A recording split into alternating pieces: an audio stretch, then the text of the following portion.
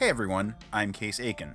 Now, I today would like us to talk about a hugely improved entry in 2024 Dungeons & Dragons, and that is the Monk. Proof that the balance of the game is very subtle, the 2024 Monk takes the weak frame of the 2014 5th edition version and vastly improves the power level, often through simple rewording. Take the action economy bottleneck that monks were infamous for. Now a simple change of things like martial arts and Flurry of Blows no longer requiring the attack action means the monk can do whatever they want with their action and remain competitive in damage. And when it comes to the steep cost of their abilities, those have been improved as well. Step of the Wind and Patient Defense now have base functions that don't cost ki/focus and instead have more powerful versions that burn that fuel. The issues of late game scaling have also been addressed, with the various focus powers getting second stage boosts at higher levels. Now, how about the subclasses? Well, the base class got so much improvement that the best monk class from 2014, the Mercy Monk, was ported over with minimal changes. Nerfed, if anything, frankly. The others received improvements to get them about par with one another. The other two that were ported to 2024, the Open Hand and Shadow Monks, received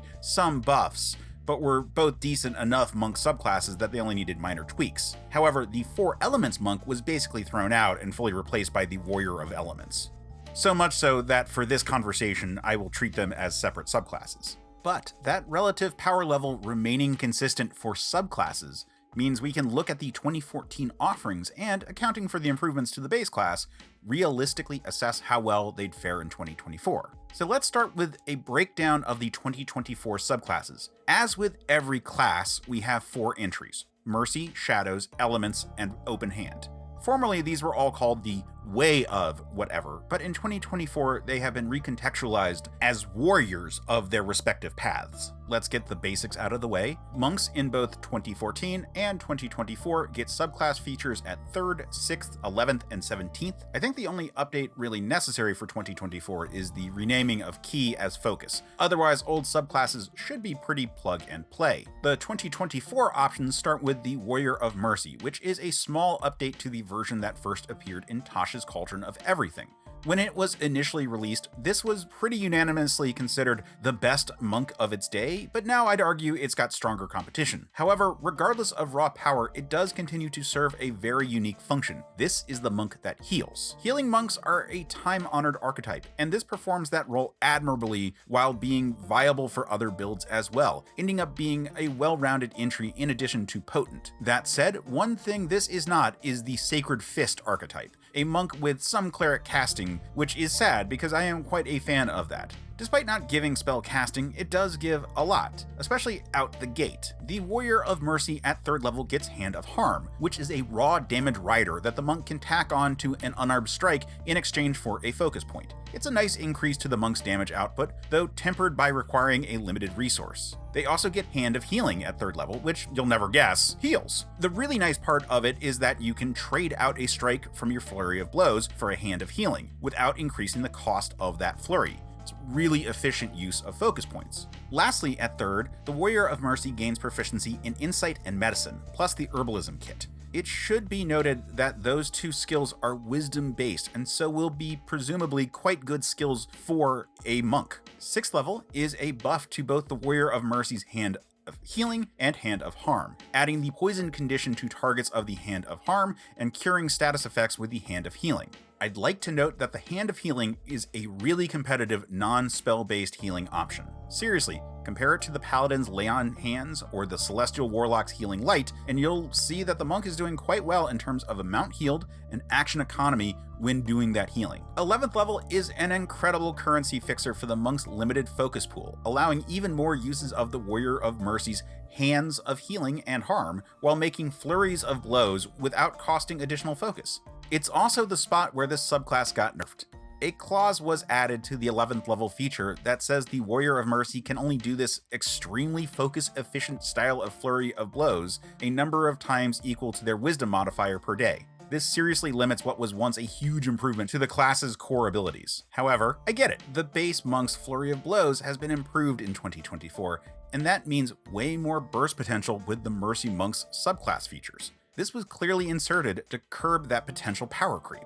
Am I happy about it? No. I think casters are still doing better healing and damage at this level, but I get it. Anyway, 17th level is a resurrection move that can be done once per long rest. Should be enough to get the important people up. The Warrior of Mercy remains pretty sweet. It does really good at the things monks are supposed to be good at, while adding a vital new party role to the monk. The key to a good monk subclass is that every subclass feature should be a rider to a core monk feature, and that is very true here. With the improvements to the base monk, there is some real potential for explosive damage and healing effects. It's something I really look forward to seeing in play. Moving on to the Warrior of Shadows, probably the most polished subclass in the 2024 update, as opposed to the complete rebuild that happened between the 2014 Way of the Four Elements and the 2024 Warrior of Elements. The Warrior of Shadows keeps the fundamental design but is notably improved. Going back to 2014, the Shadow Monk was always the stealthiest class in the game, even besting the Rogue in that department. The 2024 version builds on that with improved offensive capabilities to capitalize on that stealth. And third level is an excellent example of small tweaks that add up to major positive changes for the subclass. They still get their ability to spend ki/focus to create magical darkness, but now get it at the all-new low cost of 1 point.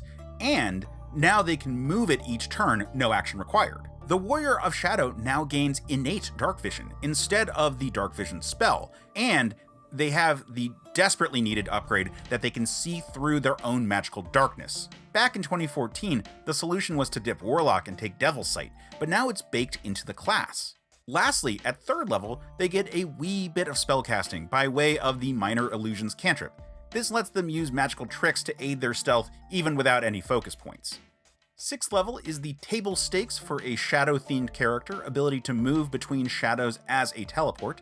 It has the nice little perk of being a bonus action and giving the Shadow Monk advantage on their next attack roll that turn. 11th level used to be a limited Shadow Meld style invisibility ability, but now is an improvement to the Warrior of Shadows teleport, allowing them to not suffer the restriction of requiring the use of shadows for said teleport. Moreover, they can now make an attack as part of the same bonus action. It costs a single focus point to do this improved teleportation/attack, but that's incredibly worth it. Misty Step is a 2nd level spell after all. 17th level ditches the 2014 version's ability to make reaction attacks, which was nice enough, but didn't really fit the vibe of a Shadow Warrior. Now they get an extremely powerful invisible combat state, letting the Warrior of Shadows walk through solid objects and Flurry of Blows without spending focus points. Remember, that's 3 attacks at this level. It ends if they enter Bright Light, but remember, they can throw up Darkness for cheap. The Warrior of Shadow was always a fine subclass, even if some multiclassing was highly recommended, but they've been adjusted in very quiet ways to be a premier striker build among monk options. Next up is effectively a whole new subclass, the Warrior of Elements, even though it has a similar name to a 2014 entry, Way of the Four Elements, not to mention a similar set of mechanics to the old Way of the Ascended Dragon subclass. Now, most people would say this is purely a good thing. After all, the Way of the Four Elements was frequently derided for being too underwhelming, but there is a piece of me that's sad they didn't actually fix the subclass. More on that later. The resulting Warrior of Elements is quite good, however. This incarnation is less of a spellcaster-monk hybrid and more of a monk with elemental riders to all of their typical monk stuff. And hey, this is a thing I often praise in monk design, synergy between core class abilities and subclass ones. The old Four Elements monk was at odds with the core monk mechanics, so this is definitely more streamlined. At third level, they get the Elementalism cantrip, which is a decent enough utility cantrip. Good for out-of-the-box thinking in non-combat situations. But their big feature at third level is Elemental Attunement, which is basically the Warrior of Elements using a Super Saiyan-like transformation to gain reach, new damage types, and forced movement options. At 6th level, the Warrior of Elements gets a relatively cheap, weaker Fireball-type attack, though it can be any type of element. Very Spirit Bomb-esque. I do wish that the player could spend more than the base 2 focus points to do more powerful versions, but c'est la vie. 11th level is a huge mobility boost for the Warrior of Elements, giving them flight and swim speeds equal to their prodigious monk land speed. Finally, the 17th level further empowers the Warrior of Elements' Elemental Attunement ability, adding bonus damage to their attacks, a destructive wake around them when they move, and resistance to elemental damage. While it comes on late, this is a huge boost to the fantasy at play here.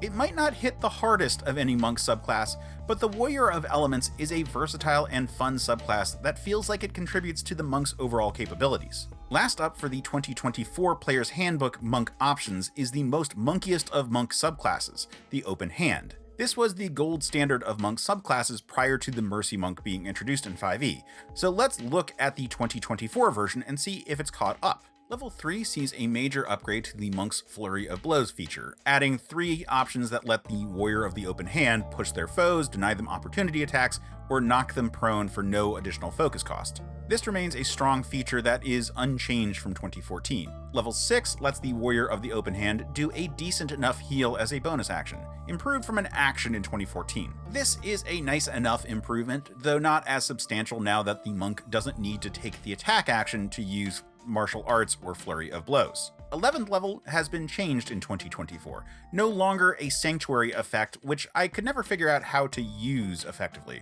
It now lets the Open Hand monk use their Step of the Wind ability as part of any other bonus action, emphasizing mobility and action economy. Quivering Palm at 17th level became slightly more expensive, 4 points instead of 3, but has better action economy since using it no longer requires a separate action, but instead can be part of an attack. It also has been rebalanced for efficacy, doing damage rather than reducing a target to a flat 0 HP, and is generally less damage to boot. Overall, a slight nerf, but with pros to it. It's easier to use in combat, but less potent and more expensive. The Warrior of the Open Hand remains pretty similar at low levels, though those low-level features are going to scale better because of the improvements to Flurry of Blows. It becomes more mobile at 11th, which is a nice improvement, and the later nerf at 17th is mostly negligible. Thus, we're left with an Open Hand monk that is improved because the base monk is improved, with tweaks more than buffs.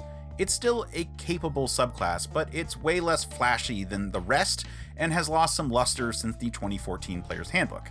I do think that the 2024 monk subclass options are pretty well balanced, however. While I definitely have preferences in my head, I can't really point to them as being 100% stronger necessarily. There isn't a right choice in 2024.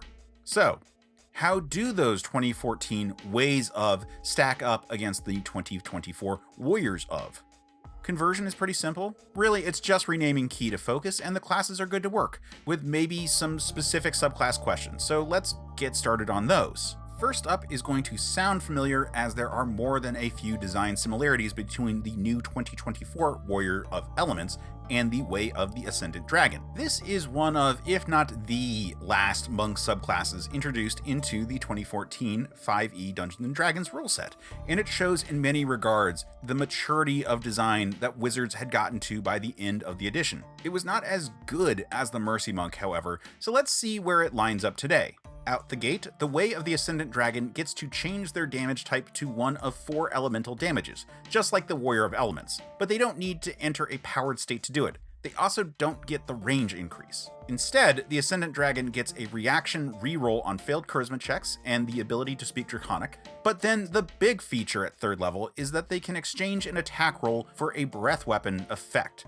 This is more cool than powerful, but it does address both range and multiple target situations. 6th level might require some DM adjudication, as the Ascendant Dragon gets a short flying hop that scales with proficiency uses, but also requires the monk to be using Step of the Wind, which at the time always required a key point. I'd argue that the fact that it has its own limited pool of uses makes it fine to work with in the 2024 versions of Step of the Wind that doesn't necessarily require focus points. It's also not a hugely impactful ability, since it only lasts for the monk's turn that they activate it. So yes, the Ascendant Dragon gets their flight ability sooner than the Warrior of Elements, but it's far more limited. Still, a mobility boost is always appreciated on a monk. 11th level allows the Way of the Ascendant Dragon to exude a draconic presence for a short duration that functions as an aura that either frightens enemies or bestows elemental resistance to allies. It's a nice party buff when the situation requires it,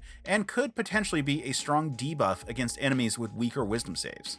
This also happens to be the level where the Ascendant Dragon's breath weapon scales up in power level. 17th level is a number of improvements to abilities that the Way of the Ascendant Dragon has picked up along the way. Their breath weapon can be further augmented with key/focus points. Their Draconic Presence deals damage to enemies in addition to your choice of effect, and they gain Blind Sight. So assuming your Dungeon Master reads the 6th level ability the way I do in porting it over to 2024, we have a very mobile Elemental Warrior that can do a splash of AoE effects.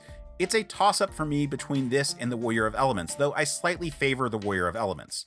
I would definitely place the Way of the Ascendant Dragon above the 2024 Warrior of the Open Hand, and that puts it pretty comfortably in a crowd of the best of the monk options. It's no surprise that a subclass that came out as late as Fizban's Treasury of Dragons is able to hang with the most modern of subclass designs for monks. Next up is the Way of the Astral Self, which debuted in Tasha's Cauldron of Everything. As I've indicated before, this is the psychic option that monks get. So how does this one mind itself? I am so sorry for that pun. Anyway, level 3 is also somewhat similar to the Warrior of Elements monk, as the Way of the Astral Self spends key/focus to summon spectral arms, which grant reach. The unique gimmick here is that these arms can use wisdom instead of strength for attacks, saves, and checks. The spectral arms were generally well designed for the time, though not strong. Summoning them did a small amount of damage to enemies, and they explicitly counted as unarmed strikes rather than monk weapons, preventing any issues of feature compatibility, which sometimes plagues monks, as we'll see. They weren't all that strong, however. Monks tend to rely in equal parts on dexterity and wisdom, so they couldn't really benefit from pumping one over the other, given that activating the ability had an opportunity cost, albeit one offset by some damage. It's not like this is a caster like a cleric that would really benefit from the emphasis on wisdom. It lets the Astral Self monk focus on wisdom, which does have benefits, but due to it not being always on, it's not like they can dump dexterity, nor could they in the first 2 levels for that matter. The biggest benefit of the arms in the 2014 5e rule set is that the Way of the Astral Self monk can actually be a decent grappler, using wisdom instead of strength, which in 2024 can just be used with the dexterity modifier instead. I suppose this becomes the premier Stunning Strike build, just keep in mind that the astral arms are not up all the time. 6th level leans into the psychic powers of the class, which is cool, on paper. In practice, this is another ability for the cost of key/focus points that provides some class features of moderate benefit, and in this case, moderate might be stretching it, except in very specific circumstances. The abilities are all nice, but frankly should just be always on. Seeing through magical darkness is now baked into the Shadow Monk, advantage on checks that monks won't be good at is extremely minor, and the communication ability is barely more than the message cantrip. So we have some minor powers that cost a precious resource. I could see this being routinely useful if paired with a Shadow Monk or Shadow Sorcerer in the party, but otherwise this is a level that won't dramatically affect the way of the Astral Self plays. 11th level is a bit more substantial for the Way of the Astral Self, or at least it used to be, giving new abilities when the monk has both the 3rd and 6th level features active. These were pretty good, but the highlight feature, the ability to deflect energy, is now baked into the core monk itself. Still, now the spectral arms do extra damage, which is nice. So here we have another spot where the 2024 monk removes the benefit of this particular subclass. However, extra damage is nice, so there is still something the Way of the Astral Self gets at 11th level. 17th level is very expensive, but actually pretty nice on a 2024 monk. A 3rd attack when the monk takes the attack action, and a bonus to AC. It's 3 more key/focus points than activating just the 3rd and 6th level features, so it's 5 total, and that's quite a bit, even at 17th level. Still, that's 6 attacks from a 2024 monk when they flurry. That's incredible! Does it save the class from being unimpressive aside from very specific builds? Nope, but it does accomplish a concept. If you wanted to play out JoJo's Bizarre Adventure, this is the subclass for you. But that said, in 2024, the Warrior of Elements is just straight up better as an option at every level for very similar mechanics. I can think of niche cases such as very wisdom-focused builds, but otherwise players should probably skip this one. Next up is a monk that is often derided in optimization circles, but I personally kind of like and think doesn't get a fair enough shake, and that is the Way of the Drunken Master. And like, we all understand the archetype, right? This is the Drunken Master. Perfect for an evasive Jackie Chan type. Up front at 3rd level, the Way of the Drunken Master gets effectively a weaker version of Step of the Wind for free whenever they Flurry of Blows. The intent is for a skirmisher that moves from target to target, raining down attacks but ending their turn out of reach. I mean, it's not like this dramatically improves the level of mobility for a base monk, but it helps, and with the improvements to Flurry of Blows, the Way of the Drunken Master can do something else with their action and still get 2 to 3 attacks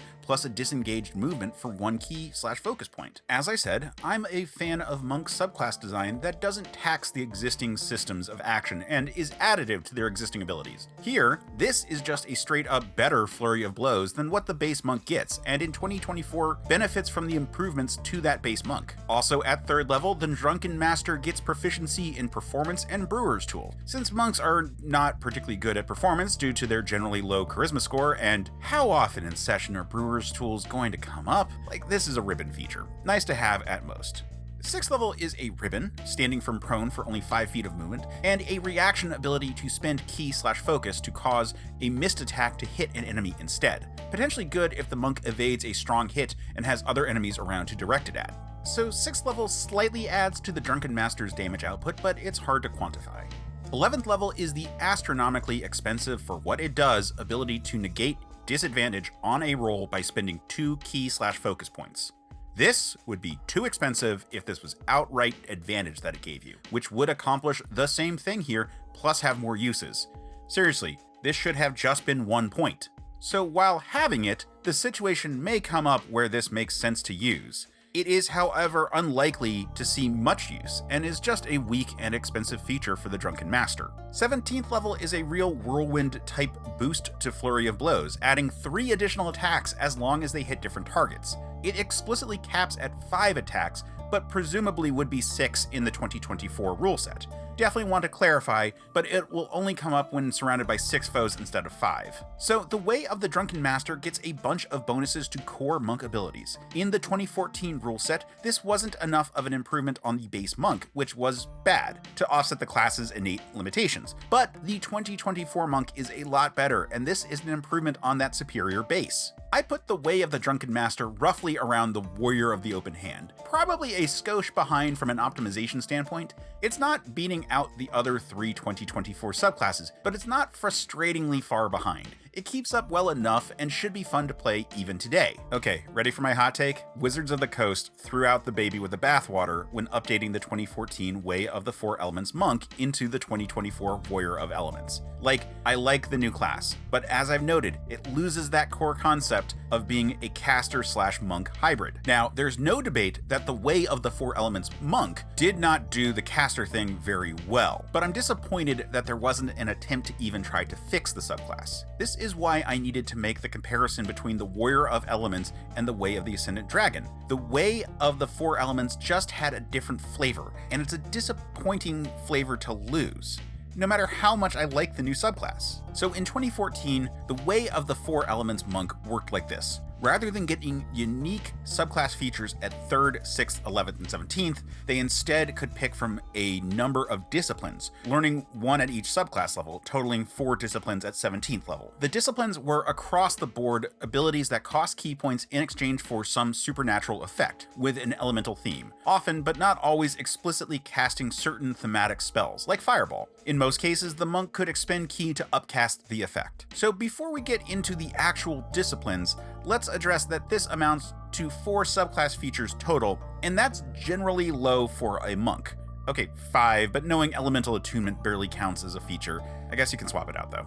So yeah, 5 class features total. So not as robust a roster of abilities as, say, the Mercy Monk, but I'll let you in on a secret. 4 Elements monks make great NPCs. These are extremely modular monks that can be tailored to encounters very well. The problem is that players don't benefit from that ability to specialize. Disciplines also are generally too expensive when it comes to key/focus points. This stings more at low levels, less at high ones, and again, benefits NPCs that are tailored to specific singular encounters. Whether or not you're the type of DM who uses PC classes to build NPCs, I can't say. Another thing to note is that the meta changed for how much opportunity cost came along with using disciplines. When first published, using them didn't count as taking the attack action, so the monk could not use martial arts or Flurry of Blows. This meant that any round where the Way of the Four Elements used their subclass features, they couldn't also use the core monk damage feature. Suffice it to say, that needed to be corrected. In 2024, that wouldn't be an issue because the bonus action abilities aren't tied to the monk actions.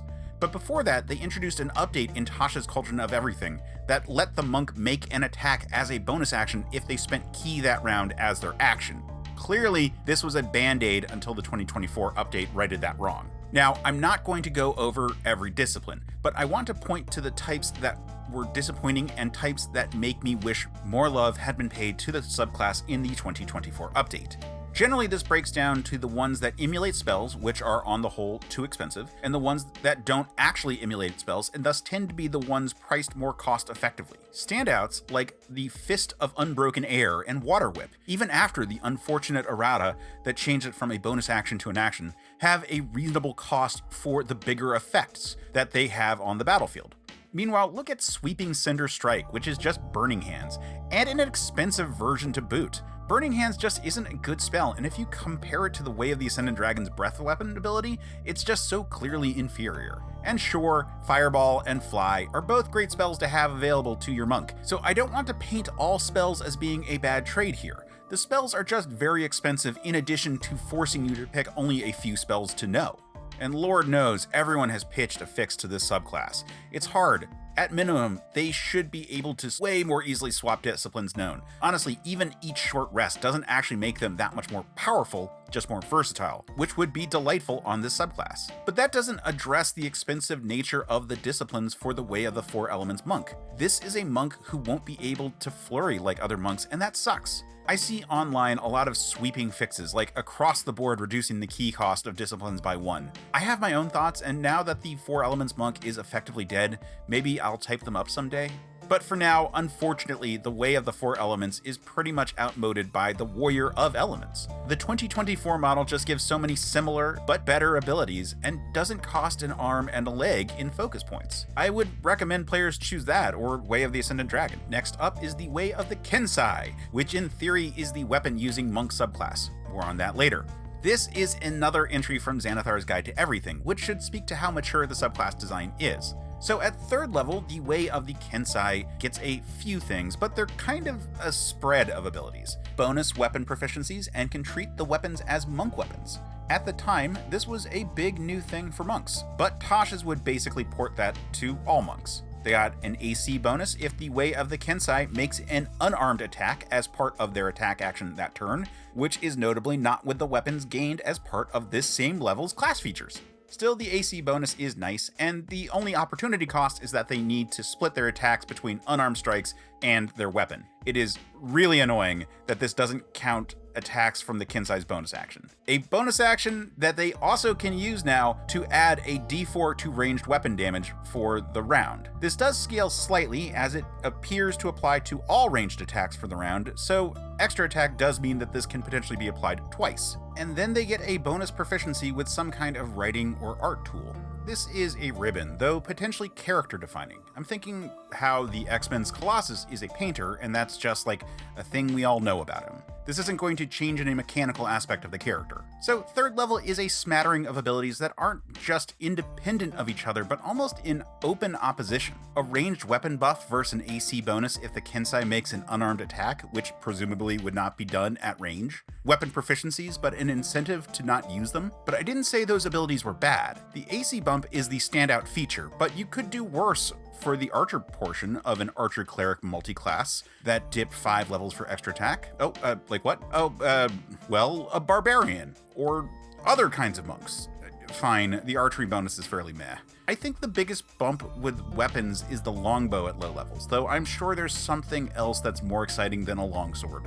Even the longbow example is less exciting in 2024 because the martial arts dice scale faster, so a short bow catches up even sooner. 6th level brings a pseudo smite when the Kensai hits a target with their Kensai weapon and not an unarmed strike. This scales according to the monk's martial arts dice. It's auspicious the ability is only once per turn because presumably the Kensai is only making one attack with their Kensai weapon. I mean, I'd hate for the Kensai to get more than one chance per turn to deal a single martial arts die's bonus damage. Still, Bonus damage is bonus damage, and it's a key/focus point on a confirmed hit. It's way worse than the similar ability from Mercy Monks, but not unappreciated when it comes up. The other 6th level ability lets the Kensai weapons always count as magical, which just won't be an issue in the 2024 rule set, it seems. The 11th level is likely a non-ability. Burn 3 key/focus points to turn a non-magical weapon into a magical weapon with a +X bonus equal to your points expended. Mind you, this is 11th level, and the Kensai will almost surely have a magic weapon. I guess it helps if they're stripped of their gear, but otherwise this won't really come up that often. 17th level is a reroll if the Kensai misses with an attack with a monk weapon, which again will either be on 2 ranged attacks or only 1 melee attack, since they likely will make 1 attack unarmed to get that AC bump. It's nice to have, but dull darn forgive if the feature applied to every attack when there's a once per turn limit. Anyway, the Kensei is okay. It feels like there's this internal conflict in subclass features that keeps it from feeling well designed. There just isn't the type of synergy that highlights some of the great D&D subclasses. It was never a bad subclass, so the improvements to the base monk don't hurt, but those incongruous design elements prevent real synergies from occurring with the new monk abilities. However, it's fairly key/focus austere, so the 2024 Kensei can do the other monk things more often. I rank it slightly behind the open hand monk, but only slightly. If those class features worked together in any real way, it'd be more favorable. Should someone play the Kensei in 2024? Well, maybe. If the intent is an extremely weapon-focused build that doesn't actually care about making weapon attacks, potentially. It's certainly not as exciting as any of the 2024 options, so I probably wouldn't push this first, but there are situations where it would make the most sense. Next up is one I've been looking forward to. It's safe to say that I have a soft spot for this little dark horse out of the Sword Coast Adventurer's Guide, and the first monk subclass to be introduced following the 2014 Player's Handbook, the Way of the Long Death. Here is a monk subclass that is wonderfully served in the transition to the 2024 rule set. Features that were underserved by the base frame in 2014 and are now far better able to be used thanks to the more potent monk. Take the 3rd level ability to gain temporary hit points when the monk reduces an enemy to 0 hit points, for example.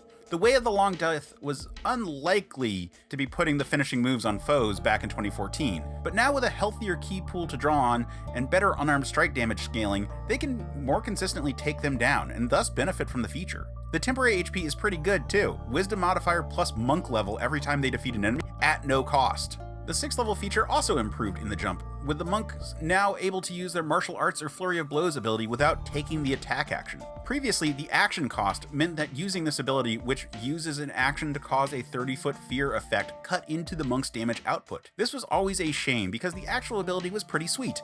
An AoE fear effect for no cost besides taking an action? Wonderful! Now the Way of the Long Death can strike terror and also literally strike enemies in the same turn. Interestingly, this wasn't an ability improved with Tasha's Key Strike ability, since the Fear ability didn't cost key, so the Way of the Long Death languished waiting for the update. Now, admittedly, using this has risks, as there's friendly fire, but now at least the Way of the Long Death monk can run in and either attack after or dash for no key cost to get away. Looking at the 3rd and 6th level abilities, it speaks to a warrior that is very capable of handling minions, instilling waves of terror while insulated from real harm by an ever-refreshing pool of temp HP. It's a very durable subclass, and that theme will continue with the next ability. 11th level is probably the most famous ability for the Way of the Long Death monk, allowing them, when reduced to 0 HP, to spend a key/focus point to instead have 1 point of HP. And would you look at that? No save required, and you can do it as long as you have the points to fuel it. So for a monk that has points to burn, this can keep them in the fight long past what their D8 hit dice should allow, but it will eat through those key/focus points. It's also obviously vulnerable to multiple attacks, so this is more useful against one enemy who hits really hard only once or twice. 17th level is a single target damage nova, letting the Way of the Long Death expend up to 10 key/focus points to deal 2d10 necrotic damage per point spent, with a save for half damage. This is similar to the Warrior of the Open Hand's Quivering Palm ability, but it costs more and does less damage. However, it also doesn't require multiple turns to set it up, so it's fine. It's a big old single target burst of damage that will be useful when a big bad evil guy really needs to go down. It does technically get an improvement in 2024, since the Way of the Long Death monk can make a flurry or martial arts attack now after doing their big expenditure, but the same could be said for Quivering Palm. It's fine. It'll be amazing when it gets used effectively. So we're left with a Way of the Long Death monk that is capable of dealing with hordes and drawing the ire of big monsters and villains. It's mechanically sound, as long as you avoid friendly fire with that fear effect, and is an impressive entry considering how early in the edition's run it came out. Personally, I would still pick this over the Warrior of the Open Hand, and I could definitely see the builds where this would be the appropriate subclass. I would imagine that if this were updated into the 2024 rule set, that the temporary HP from the 3rd level feature would be reduced slightly, but would be triggered on any foe that they've recently hit that gets killed, making it more reliable. And if they're really nice, they would take away the friendly fire at 6th. But I still really cape for the Way of the Long Death. I think it has a good set of mechanics that are distinct from other monk subclasses. More people should try this subclass. I just think they're neat. And before we move on, I just want to praise the subclass for lacking a reliance on key/focus points for game mechanics. While its most famous ability burns through those points, the first 2 features are actually at will, benefiting the play at low levels. And here we are at the last monk subclass, coincidentally hailing from the same sourcebook, the Sword Coast Adventurer's Guide. But unlike the underrated Way of the Long Death, the Way of the Sun Soul was given a second chance in Xanathar's Guide to Everything. Does it burn as bright as its name? I mean, no, obviously. The Way of the Sun Soul monk is infamously underpowered among monk subclasses from 5e. While it has some fans, most of the love it gets is due to its very compelling theme. That theme is, of course, being the Dragon Ball Z monk subclass. The Way of the Sun Soul gets Ki Blasts, and Spirit Bombs, and Kaio. What's that? Oh, the Warrior of Elements exists now? Well, let's explore how it functions in 2024 and see if the improvements to the base monk have helped this Way of the Sun Soul. 3rd level is an extremely weirdly worded ability to shoot energy bolts in place of unarmed attacks. These use the monk's dexterity modifier and martial arts die, yet aren't monk weapons, and that causes all kinds of oddities mechanically. For one thing, it interacts strangely with getting the bonus action attacks in the 2014 monk. There's a unique carve-out for ranged Flurry of Blows, which explicitly calls out for only 2 attacks, unfortunately, not scaling the way the 2024 Flurry does. So this is a big area where the 2024 version of the monk benefits from the unchaining of the bonus action attacks from the attack action. That's good. But the problem is that the range is only 30 feet, so it's not really a ranged option so much as a super reach option.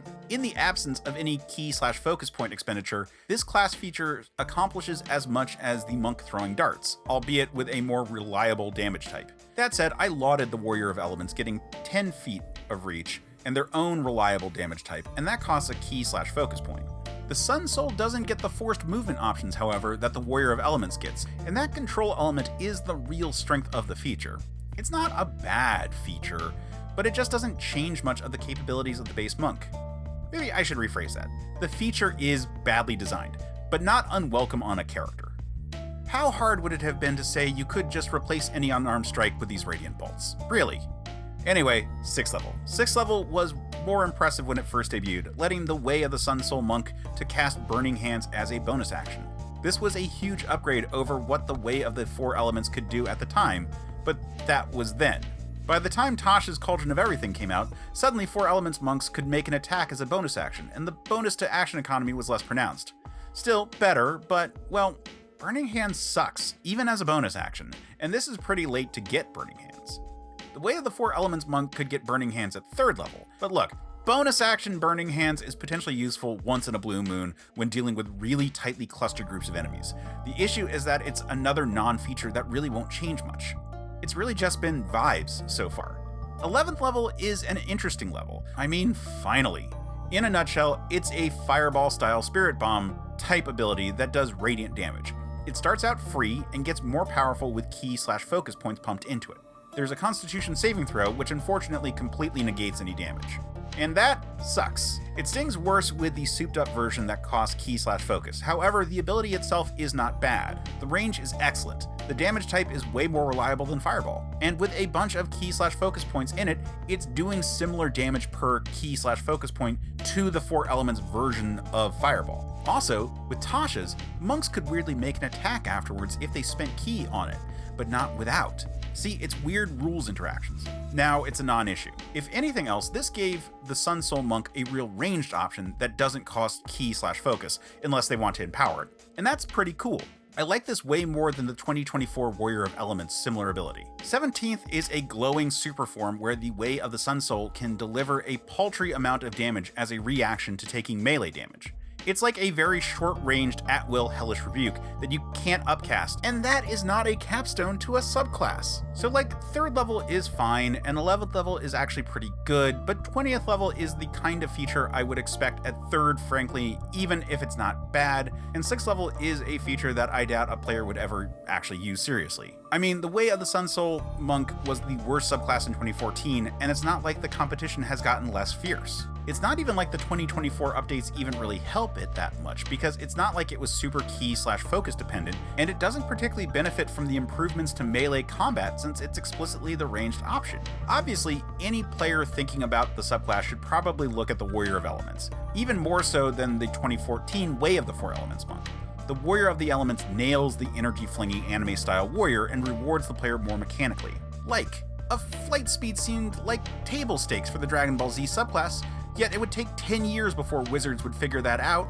The Way of the Sun Soul can be used well, but it's not giving much beyond the base monk. And I don't want to just rip on a subclass, especially when the base class is so much better for it to work with now. But the Sun Soul is a disappointment and remains mostly a disappointment in 2024. Again, strong vibes, but not much in the way of mechanics. So that is the monk in 2024. In looking back on these, I was surprised at how much I liked most of the subclasses, and I realized that many of my issues were with the base class. Ascendant Dragon and Long Death are both great options, and Drunken Master and Kensei at least mechanically keep up. So we get back to that thesis about balance in the game and how easily small tweaks can radically shift things. The monk is so much better now, and you can really see subclasses shine that didn't have a chance in the 2014 rule set. It's an exciting time to be a monk player. But hey, let's move on to a class that specializes in that ineffable quality of utility when we talk about the rogue. But until then, just roll with it.